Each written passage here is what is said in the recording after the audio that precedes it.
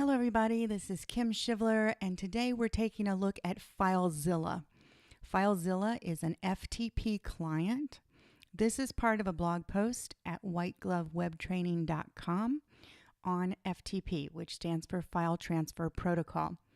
In the first video in the post, we actually set up or configured an FTP account. Now I'm going to show you how to use an FTP client in order to copy or delete files on your web host. So you can take files from your computer and copy them up to your WordPress website or any other website, but we focus on WordPress. Now, FileZilla is free software and it's available for either Windows or Mac. It's very important as open source and free software that you only get it from either the official FileZilla page or from SourceForge. This is true with any open source software because the license for open source means anyone can distribute it. The challenge with that is that people will download it, add malware into it, and then distribute it off of their website. You know it's a file you're looking for, you know the product name you're looking for, but unfortunately when you download that, it could have malware in it. So to make sure you get the clean, perfect software, you either want to get it from the actual source, in this case, FileZilla-project.org, or from SourceForge. And I do have the link for the FileZilla link in the blog post if you want to take a look at that. And what this allows you to do is basically have what looks like a regular file manager in Windows or in Mac that allows you to manage the files across the servers. So here on the left side, I've got these are the files that are on my computer that I might want to copy up to my web host. And then this is my web host. And the way I log into that, I can either come up and put my host username and password, or I can use the site manager, which allows me to configure a setting.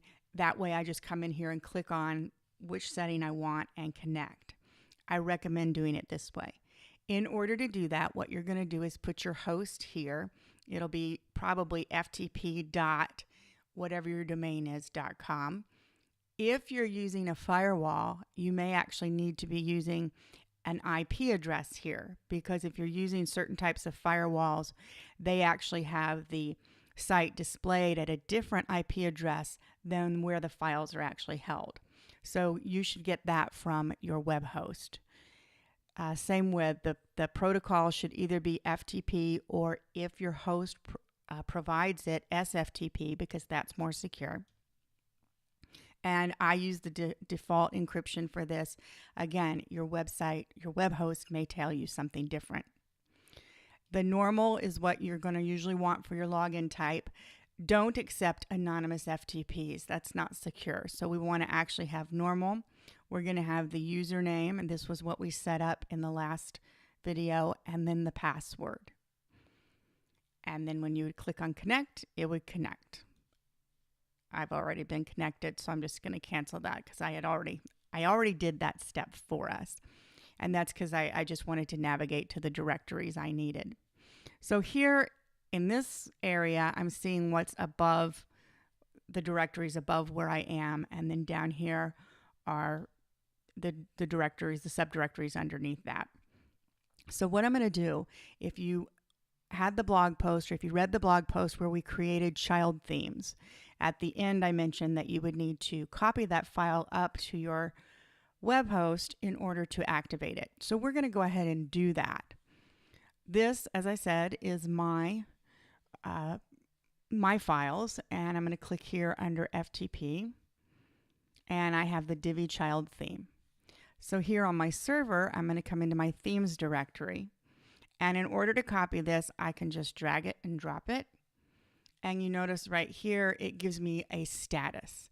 So it tells me that the file transfer was successful. If this was a large directory, it could take several minutes and sometimes even longer for that copy to take place. But for ours, it was very quick and easy. Now I'm going to just quickly pop over to my podcast a day, which was what we had created our child theme for. And if I refresh this page, you'll notice that it now has the Divi child. I'm going to activate that.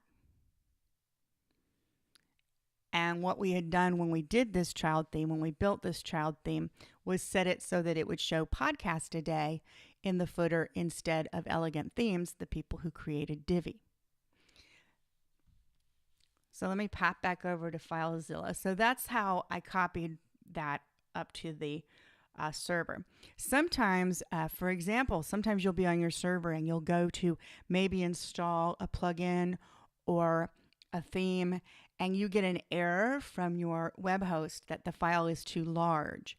If that happens, like from within your WordPress dashboard, then again, you can come to FTP like this and you can copy it that way. Another thing you can do, I just want to show you a quick troubleshooting tip. If you've ever upgraded your site and all of a sudden you get the white screen of death, it's very frequently caused by a problem with a plugin. There's a two-step process I like to do to test that. The first is if you come here to your plugins and just rename the whole directory. And you do that by your right click, your mouse right click, and click on rename. And then you can rename the directory. That will disable all of your plugins. Then you can see, okay, go refresh your page again. Is WordPress working now? If it is, you know it was a plugin causing it. So then the step 2 is kind of the more tedious part. You come in, you rename this directory back to plugins, and then you have to rename each individual plugin underneath to see who might be causing the issue or which plugin is causing the issue. And if that happens, if that does happen and causes an issue, then you know you're going to have to either find out if there's an update for that or possibly even look for a new plugin. Sometimes I've actually had adding a new plugin crash the site. Come in, do the same exact thing, and at that point I know which plugin it is. Go ahead and disable that plugin, and then you should be able to refresh your site and have it work. Now, if you notice that little right click, right mouse, that is also how you can create directories. You can delete things. Be careful because you really are deleting that. Those are the main ones that you would use. You can download them, but for the most part, my people who work with me, we either are usually deleting or renaming. We aren't using it heavily. This is also how, say you are following directions and they need you to edit the WP config file or an htaccess file. This is also how you would do that. So if I come back up to my start here, and here's my htaccess file, I can copy it back down to my computer, which I highly recommend you do. If you're going to make changes, don't make changes to this one. That's the live one, and a broken htaccess file will definitely break your site. So I like to copy it down to the main server. You can then, again, control, you can open or edit it here. You can also open it if you have a preference text editor from outside of within FileZilla. You can open it that way. If you do edit the file outside of FileZilla and save it, you will want to click here, this little back and forth arrows. What that does is it refreshes the directories to make sure that everything is the latest. And that's important when you're editing or updating, because these do not update. They do not sync by default if you had put something else outside of there. Just to be clear, this is a high-level tutorial, because for most people who are beginning and intermediate WordPress users, the main reason we're using FTP is just maybe to copy a child theme or to copy htaccess, WP config, something like that where we need to make a change, or of course, troubleshooting when a plugin causes a problem or an update causes a problem. Those are the main things that you would need, and so therefore, those were the main things that we're going to cover for this tutorial.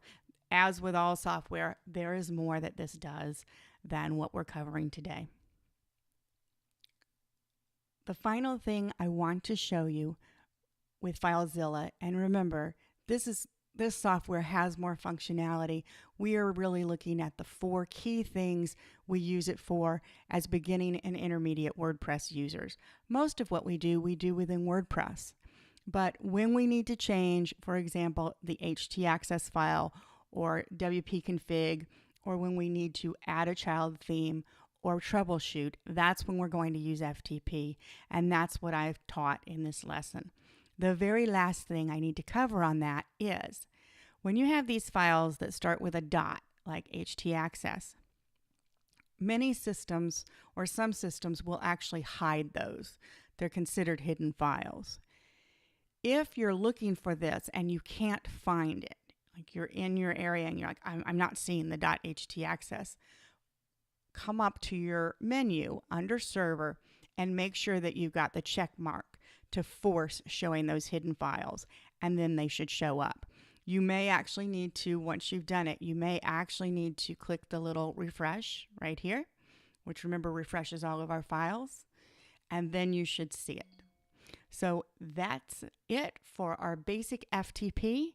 If you were ever nervous about it, you'll notice now it's not so difficult. If you can use your Windows or Mac file manager, you should be able to use this. This is Kim Shivler. Thank you. I'll see you next time.